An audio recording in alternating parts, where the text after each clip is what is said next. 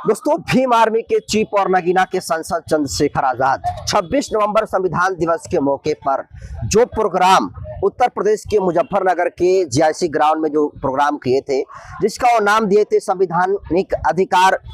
बचाओ भाईचारा बनाओ महारैली। और जिस तरीके से चंद्रशेखर आजाद की उस रैली में लोगों की भीड़ देखने को मिली, भीड़ जो है अच्छी खासी थी। जो जीआईसी ग्राउंड आज तक किसी नेता ने भी नहीं भर सका, वो जीआईसी ग्राउंड को भी भरने का काम चंद्रशेखर आजाद के द्वारा जो है किया गया। लेकिन चंद्रशेखर आजाद के इस रैली के बाद तमाम सोशल मीडिया पर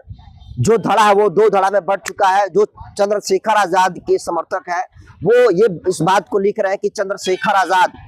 जिस तरीके से रैली को किए हैं, उनका उत्तर प्रदेश में 2027 में जो विधानसभा का चुनाव होने वाला है, मुख्यमंत्री का जो रास्ता है बनने का वो बिल्कुल साफ हो चुका है। वही जो है बहुजन समाज पार्टी के समर्थक हैं वो कह रहे हैं कि इस बार जो है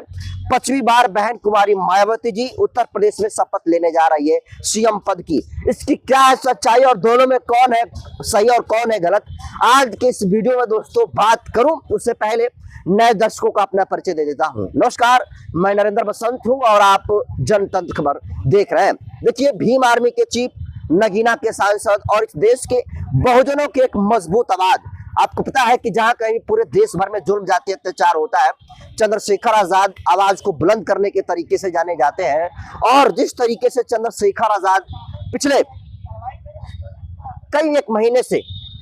पूरे उत्तर प्रदेश के अलग अलग जिलों में जा रहा है और प्रबुद्ध वर्ग जन सम्मेलन जो है करने का काम चंद्रशेखर आजाद कर रहे हैं। और जब कई 18 से अधिक जिलों में वो प्रबुद्ध वर्ग जन सम्मेलन कर लिए, उसके बाद उन्होंने 2027 चुनाव का बिगुल फूंकने के लिए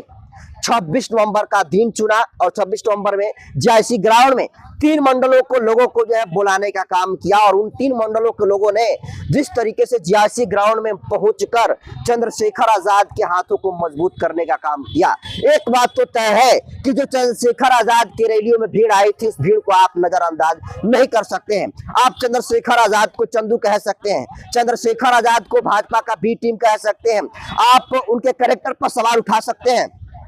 लेकिन सामाजिक और राजनीति में बढ़ते हुए कद को आप नजरअंदाज जो है नहीं कर सकते हैं। और जो जीआईसी ग्राउंड में चंद्रशेखर आजाद को संविधान दिवस के मौके पर जो भीड़ सुनने के लिए आई थी, उस भीड़ को भी आप नजरअंदाज नहीं कर सकते हैं। तो जो भाजपा वर्सेस आसपा की लड़ाई चल रही है उत्तर प्रदेश और पूरे सोशल मीडिया के कहें तो ट्विटर हैंडल पर, इसमें से कौन सही और कौन गलत है? तो देखिए भाई साहब,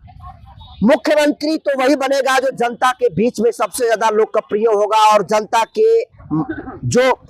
समस्या है उसके बीच में जाकर सबसे पहले आवाज को बुलंद कर रहा होगा। तो आपको बता दूं कि अभी का दौर को देखें तो चंद्रशेखर आजाद जी ज्यादा मेहनत कर रहे हैं। उनके द्वारा पूरे जिले में जो है रैलियां की जा रही है और बड़े से बड़े जो है उनका प्रोग्राम अलग अलग जिलों में हो रहा है और लोगों का उत्साह और उमंग देखने को मिल रहा है। और अभी आपने देखा कि चंद्रशेखर आजाद का भविष्य को उत्तर प्रदेश में मद्देनजर रखते हुए 26 नवंबर को ही कई जाट गुर्जर समाज के बड़े बड़े पूर्व विधायक वो जो है अपना दल को छोड़कर, समाजवादी पार्टी को छोड़कर, भारतीय जनता पार्टी को छोड़कर, बसपा और आरएलडी को छोड़कर आजाद समाज पार्टी को ज्वाइन करने का काम किया। तो आप सीधे तौर पर समझ लीजिए कि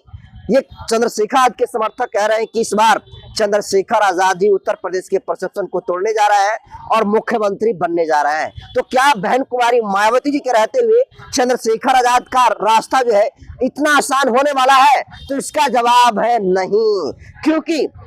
बहुजन समाज पार्टी के सुप्रीमो आयरन लेडी से मशहूर बहन कुमारी मायावती जी आज वो भले ही ज्यादा एक्टिविटी नहीं कर रही हो, भले ही बहन कुमारी मायावती जी ग्राउंड पर उतनी नहीं उतरती हैं, लेकिन आज भी बहन कुमारी मायावती जी की लोकप्रियता जो है वो पूरे देश भर में कम नहीं हुई है और इसको कोई नजरअंदाज नहीं कर सकता है। और इसका सबसे जीता जागता उदाहरण जो है 9 अक्टूबर की महारैली मानवर कांशीराम साहब के स्मारक स्थल पर जिस तरीके से बहन कुमारी मायावती जी उनके पुण्यतिथि पर जो कई मंडलों को लोगों को बुलाने का काम की थी, खासकर उत्तर प्रदेश को लोगों को बुलाने का काम की थी, और जो भीड़ देखने को मिला, लगभग 12 से 14 लाख की भीड़ मानवर कांशीराम साहब के पुण्यतिथि पर बहन कुमारी मायावती जी को सुनने के लिए आई हुई थी। और देखिए, 9 अक्टूबर की रैली की सफलता के बाद बाबा साहब भीमराव अम्बेडकर के परिनिर्वाण दिवस के दिन यानी 6 दिसंबर को भी बहन कुमारी मायावती जी के द्वारा उत्तर प्रदेश के में जो है एक बड़ा प्रोग्राम किया जा रहा है और आपको पता है कि उसके लेकर भी तैयारियां जो है जोरों शोरों से हो रही है। तो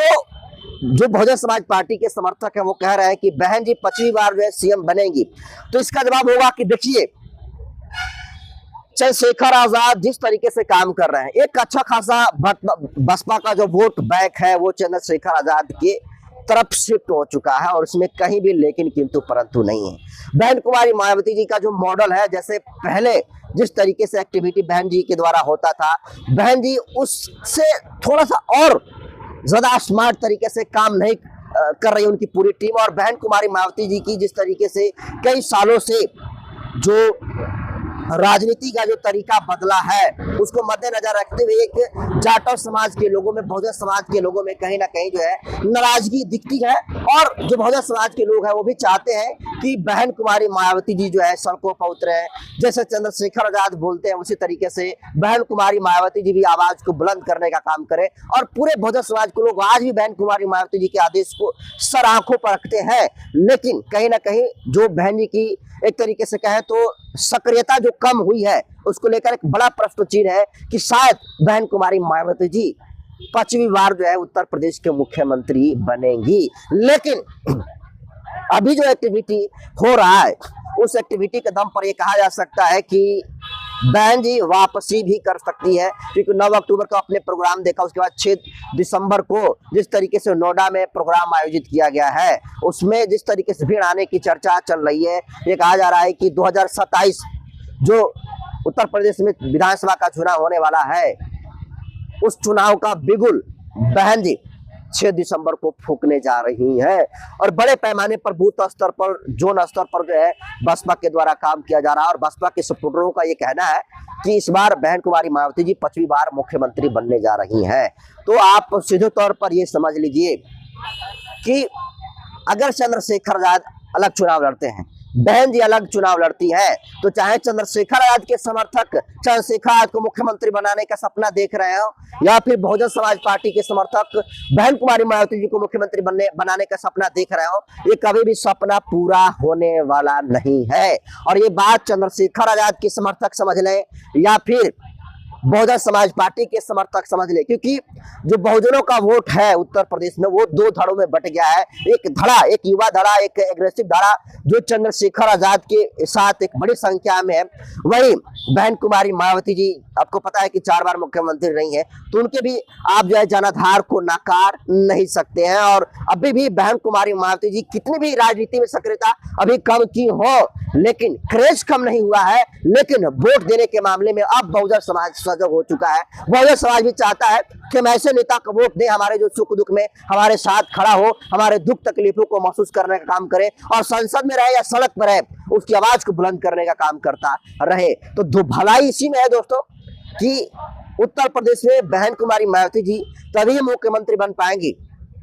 जब वो चंद्रशेखर आजाद का साथ लेंगी, ओवैसी साहब का साथ लेंगी, पल्लवी पटेल का साथ लेंगी, स्वामी प्रसाद मौर्य का साथ लेंगी और चंद्रशेखर आजाद भी तभी उत्तर प्रदेश में डिप्टी सीएम बन सकते हैं जब वो बहन जी के साथ रहेंगे। और ये अगर अलग अलग लड़े तो फिर नुकसान इन दोनों नेताओं का होगा और इसका फायदा समाजवादी पार्टी को कह ले, भारतीय जनता पार्टी को कह ले, आरएलडी को कह ले, इनको मिलने वाला है। इसलिए समय है कि जो लेसन उत्तर प्रदेश में, बिहार में विधानसभा का चुनाव था, जो रिजल्ट देखने को मिला, जो रिजल्ट मध्य प्रदेश, राजस्थान, झारखंड में देखने को मिला, अगर वही रिजल्ट अगर ये दोनों नेता चाहते हैं कि उत्तर प्रदेश में जहां पर गढ़ माना जाता है बहुजनों का न हो, तो इन्हें एक होना पड़ेगा। तब भी जो है तभी इन लोगों की राजनीतिक सफलता कहें तो हासिल होगी। अन्यथा कि सारे सीटों पर, कभी किसी सीट पर 100 वोटों से, 30 वोटों के, 1000 वोटों से हार देखने को मिलेगी। तो दोस्तों चंद्रशेखर आजाद और बहुजन समाज पार्टी के जो समर्थक हैं जो आपस में तुल पकड़े हुए हैं कि ये सीएम हो सीएम, आप इनको कैसे देखते हैं? आप किसके समर्थक हैं और आपको क्या लग रहा है कि उत्तर प्रदेश में 2027 में इस बार क्या होने वाला है? क्या बिना गठबंधन किए हुए सरकार किसी की बन सकती है? और क्या अगर ये दोनों अलग अलग चुनाव लड़ेंगे तो क्या बहन कुमारी मायावती जी और चंद्रशेखर आजाद हुक्मरान बन सकते हैं? आप क्या सोचते हैं? अपनी प्रतिक्रिया कमेंट सेक्शन में जरूर दीजिए।